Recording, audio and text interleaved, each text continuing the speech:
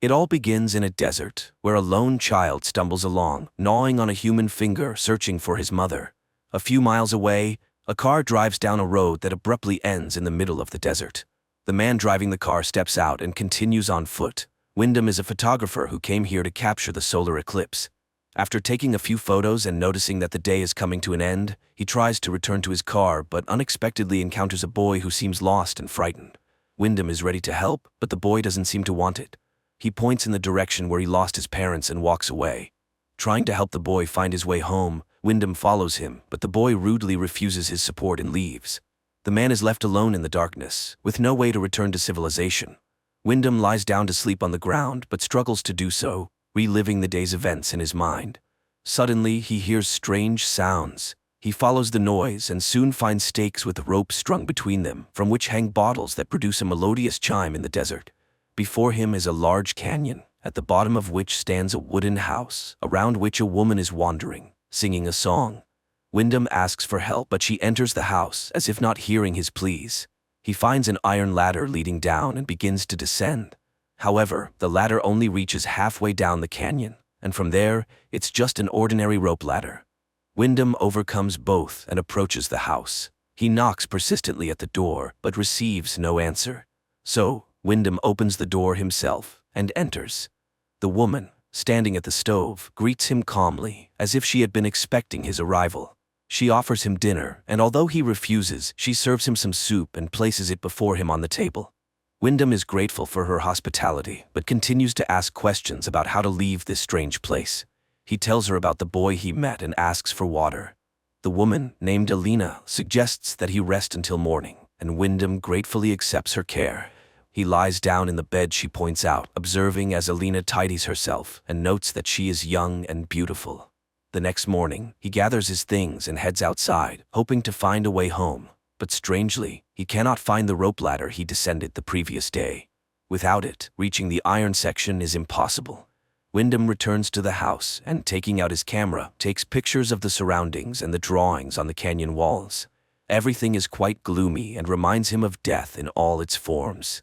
He then notices Alina, who is busy repairing the roof, and asks her about the missing ladder, but she either does not understand what he is talking about or pretends not to. Although her words imply that there are other residents here, she does not tell him anything directly.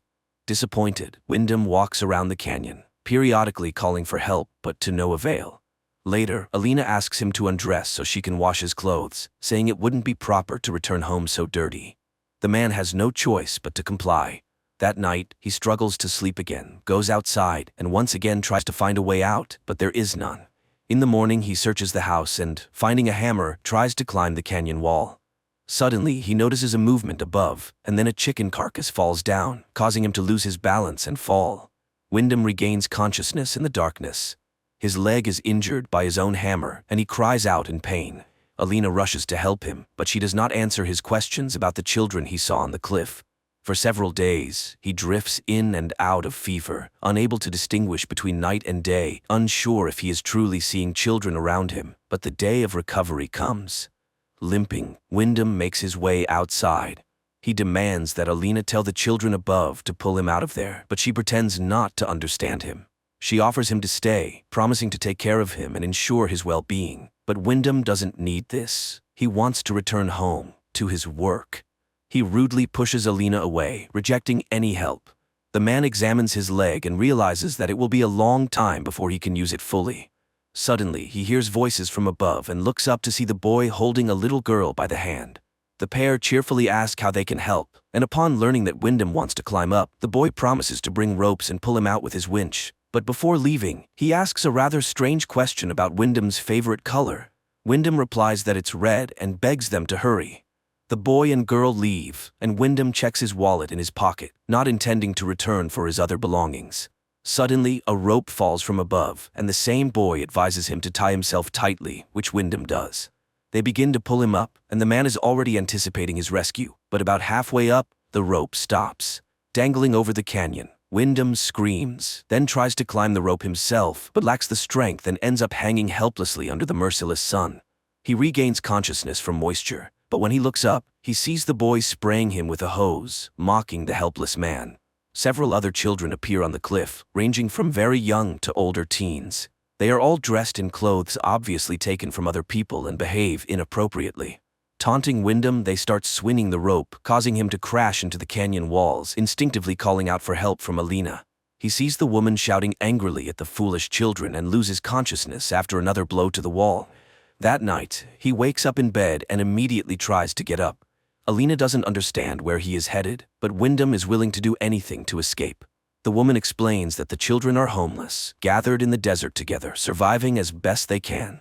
Neither of them notices that while they talk, the children stand on the cliff, watching the house's windows burn.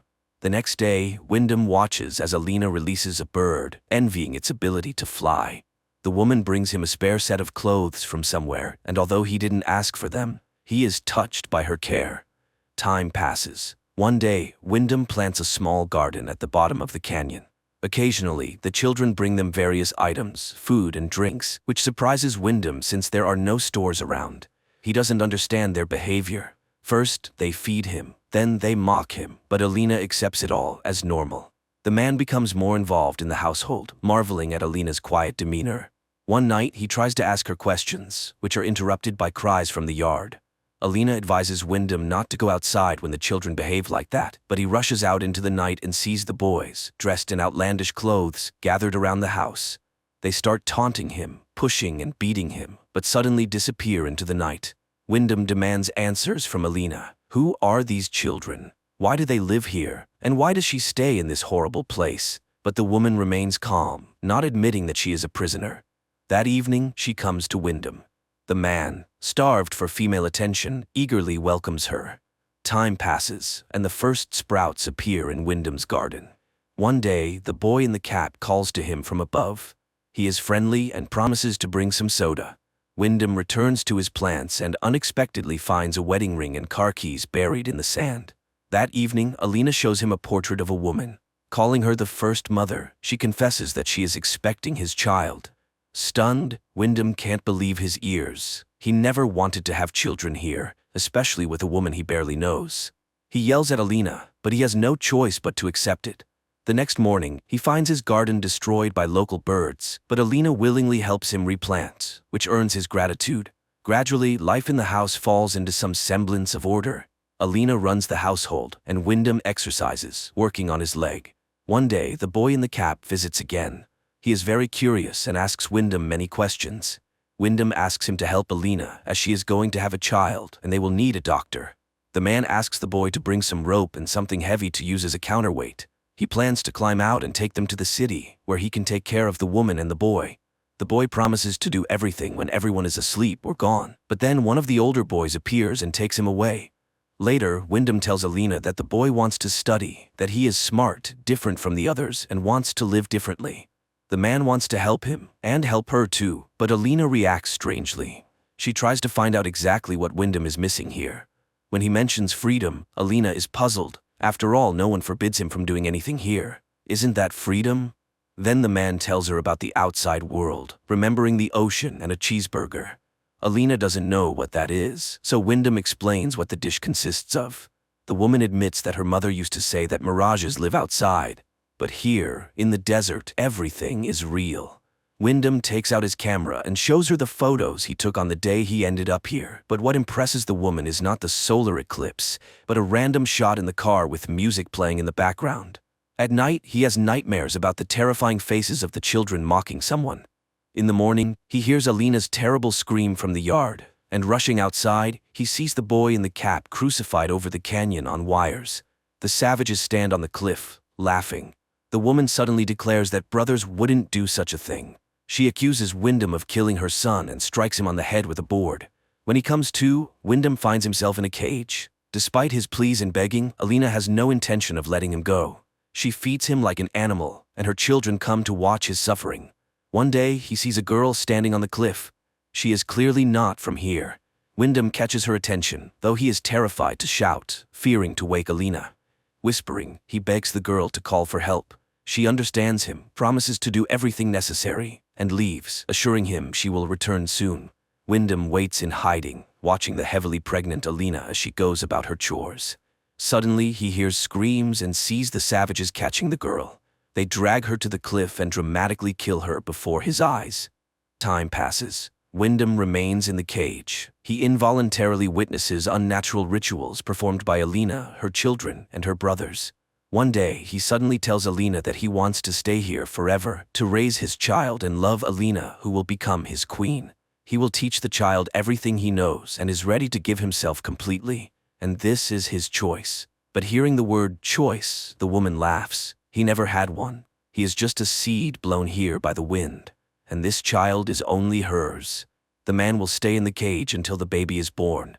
After that, nothing in the desert goes to waste. Finally, the day of birth arrives. Alina screams in the house as Wyndham paces in the cage. The woman reaches him, begging for help, as she has never had such a difficult birth before. She releases the man from the cage, and he does his best to ease her pain. The children stand on the cliff, watching what is happening. Suddenly, Wyndham sees a ladder descending from above, but Alina cries out, and he stays by her side. The child is born at the moment of the solar eclipse.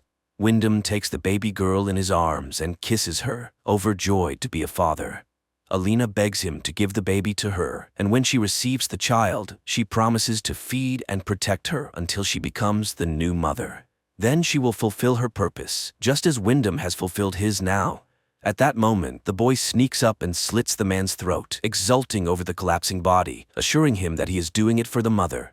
Later, Alina gathers Wyndham's belongings and packs them in a chest, then goes to the baby, promising her that everything will be fine. Meanwhile, Wyndham's body decomposes in the yard of the house, sprouting grass and turning to dust. This is where this unusual film ends.